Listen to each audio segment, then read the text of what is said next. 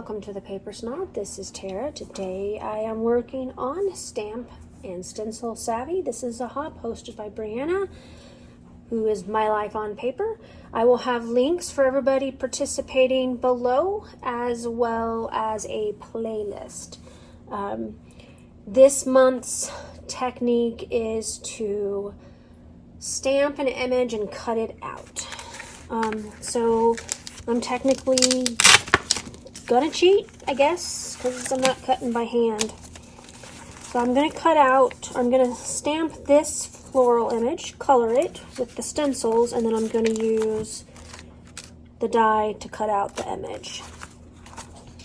If you are not familiar with Pink Fresh Studio stamps, they are stamps and stencil and die sets. They are amazing. I do absolutely adore them. And I was using them a lot before we moved here, but I haven't actually bothered to pull them out since we've moved. So anyway, I'm going to be using the Smitten collection from Tracy Reed Designs. This is a collection that I used for one of my design team projects, and I printed all the things, so it's time to use some of the things on some papers. These are the two photos that I'm going to use. This is Seth and Emily, my two youngest, and this is the title I'm going to use for this layout. And I have some ephemera bits, a tag for journaling. I've got two pieces of patterned paper, full size, and then I've got some of the 4x6 patterned cards that I'm going to use. So I'm going to pause, and I will be right back. We'll be using my Misty stamp platform to stamp this image onto this white cardstock. This white cardstock is Nina cardstock. It's one of my favorite for stamping. It takes images fairly well. So I've got the stamp placed where I want on the cardstock, and I intentionally put it over to that right side in case I needed to make another print, in case I messed it up, because that happens. But in the end, I didn't have to do that, so I'm going to ink it up with my ink pad. I believe this is the Memento ink pad that I am using. I also have a Black Ranger archival ink pad that I keep handy too, but I'm pretty sure this is the Memento ink pad. I didn't like how the image stamped the first time. It's not quite the way I want it to. It's not dark enough, and in some places there's no image at all. So I re-inked the stamp, and I'm going to stamp it a second time. I do use this, it looks like a hockey table, not puck, is that right? I don't know.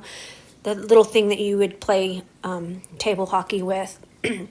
But it came from a stamping company, and, frankly, if you would like one of those, you should just look up table hockey thingamabob, whatever they're called, and then you will be able to get one for a little bit cheaper than probably what I paid for mine. I think mine says Stampendous on the side of it, but a regular table hockey thingy would work just fine. So I'm really kind of having trouble getting this stencil to line up, and I noticed that some of my older Pink Fresh Studio stencil sets don't line up well with the stamps, and I have one set that the die doesn't line up correctly no matter how I place it. So I don't know if this is just a bad batch or what, but it ends up working out, and I like how the stamped image comes out. So I chose two shades of inks for my flowers, and then I chose that light blue for the leaves, and I took that from the Tracy Reed Designs Smitten paper. The red is perfect, the blue is perfect, the pink is a little bit dark, but I was afraid that if I used a lighter pink it wouldn't show up as well on my layout, so I chose to use this darker pink. I believe that one is Pink Fresh Studios Bubblegum. And I think the red that I use is Berrylicious. So it's kind of a reddish pink on the cover, but really to me, it looks like it's a fairly deep red, maybe more on the cooler tones of red versus the warm. And so I'm just kind of using my little brushes to get the ink where I want them. I'm going to move on to the second stencil, and this is the one where I feel like it didn't match well. So I lined it up with the open images, and it didn't match well on the large flower is the problem that I was having. I'm not sure what that's about, but I went ahead and I just started using the lighter pink, the bubblegum, or no, I don't think that's bubblegum. Anyway, I used this pink here to get some of the images, and then I'm going to bring in the red again to ink up some of the other open spaces in the stencil, just so that I have alternating colors. It's not perfect. If I had hand colored this with markers, I probably would have done things a tad bit differently, but again, I really love these stencils, and I have a couple of sets that I just use over and over and over. Sometimes when I don't feel like scrapbooking, which is not very often, I will pull out these stencils and stamp sets, and I will sit and color scads of them, and then I have a little tray that I keep them on so that I can grab them for flowers, you know, on my layouts later. And in fact, I took some of these images and I inked them up and colored them to match Pink Fresh Studios Somedays, because I absolutely adored their floral packs and then couldn't get any more of their floral packs. So I just made my own with their stamps and stencils. So I cut about 5.5 inches wide, and I'm going to cut it down to 10 inches, and I'm going to use that on the right hand side to anchor my photos. This paper is so beautiful, and I really, really love this paper. The next thing I'm going to do is this tag that I'm going to use for journaling. I went ahead and I covered up the image on the bottom of the tag with washi tape, and I wrapped some twine around the top, and now I've stamped the journaling lines, and I'm going to pull off that washi. I have discovered that this washi does not stick well. It's great for this type of thing, but I usually keep a roll of washi in my tape dispenser to hold things down, and this washi doesn't stick well. Brand new roll. I just opened it, so it's not because it's old. I'm going to put the larger of the two photos down on the bottom because I want that weight of the larger photo to further anchor my design. I am cutting my stamped image in half. I hope that you all didn't gasp, but because of the way I trimmed my photos, I couldn't do my original idea and line up the stamped image along the edge because it didn't look right. I'm going to put my tag over there on the left, and now I'm going to just kind of start sticking down this title.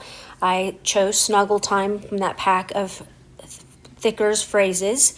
I did discover that these letters are really hard to get off the backing. They're not very old as far as being in my stash, but they're an older set of Thickers, and they're just kind of stuck to their backing. So I will go behind each one and add a little bit of wet glue so that they aren't at the bottom of a page protector in a year or so. I hate when that happens. It makes me crazy. So I just try to get ahead of that and add wet glue to the back of my Thickers. Even the foam one sometimes needs that little bit of help. I have these two flags that I'm going to stick here at the top of the top photo. It says "So loved forever," and that's absolutely true. As a mom, you love your kids forever and ever, even when they're being little turkeys. So I've got some more flowers from the collection. I'm just going to kind of layer on top of my trimmed areas on my stamped image, just so that I have that little, where I didn't cut it perfectly covered up. It means that it just kind of, it wasn't a mistake. I just wasn't careful when I cut, and I just didn't like the angles of it. So that's it. All right, I got my layout completely finished, and I'm pretty happy with it. It's a fairly simple layout. I mean, the stamping and stenciling probably took the most time, but because I used a digital kit that I already had printed and embellishments cut for, the rest of it went together really fast. I did pop up some elements on foam adhesive here, and this little flower and this, but the rest of it I just glued down flat to the layout. I want to thank you for coming to my channel today. I really appreciate those of you who take the time to like, comment, and or subscribe to my channel. If you are new here, I would love to have you as a subscriber. Just click that button below. I do put out 3 to 4 videos per week, most weeks, so there will always be new content for you to watch and enjoy.